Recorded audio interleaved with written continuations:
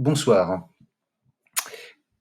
Suite à la vidéo que je vous ai fait c'était le 7 septembre. Bon, il n'y a pas eu beaucoup d'évolution sur le dollar.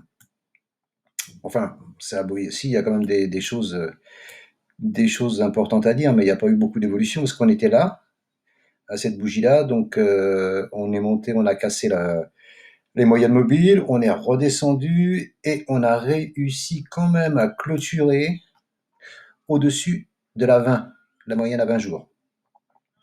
C'est déjà important.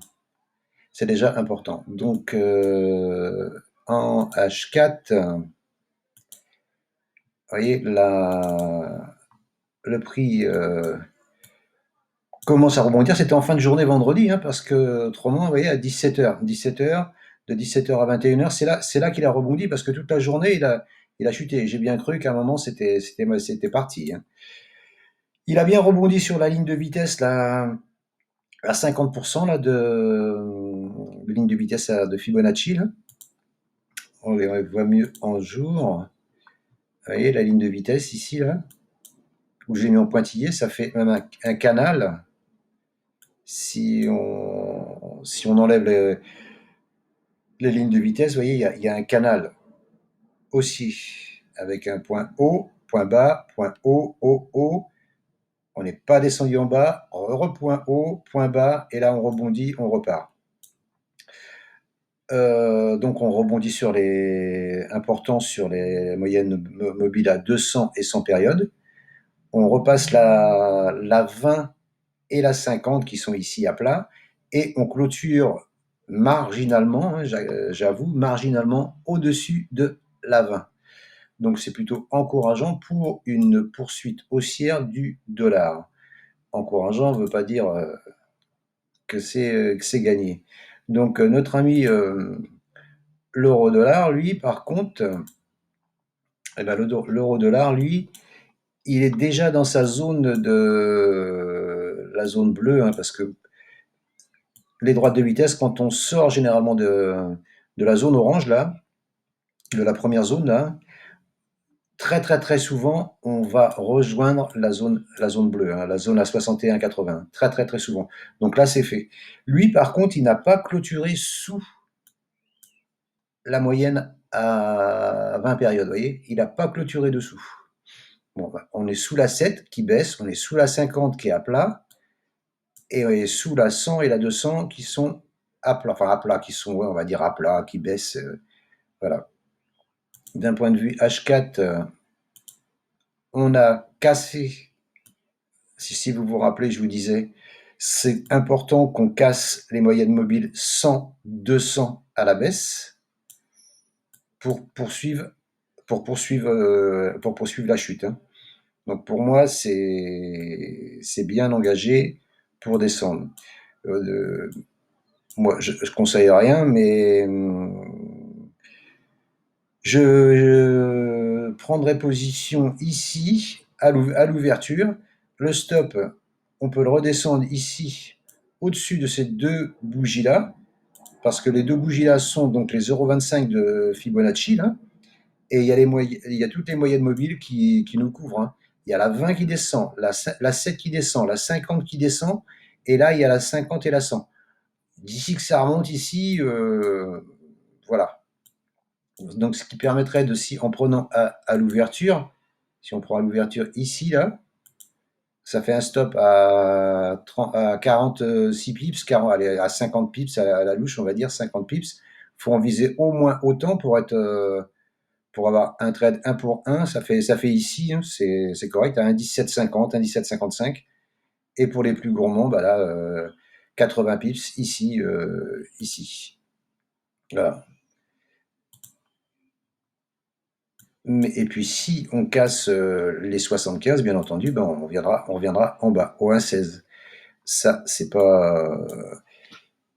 pas joué.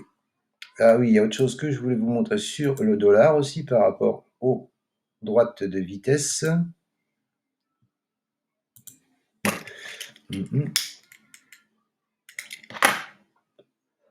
Excusez-moi. Ouais, donc on rebondit donc sur la zone des 50% des droites de vitesse, hein, je parle, hein, droite de vitesse, pas 50% de Fibonacci, hein. Et donc, quand il y a un rebond, comme quand il y a une chute, là, il y a une remontée, je retrace, moi, une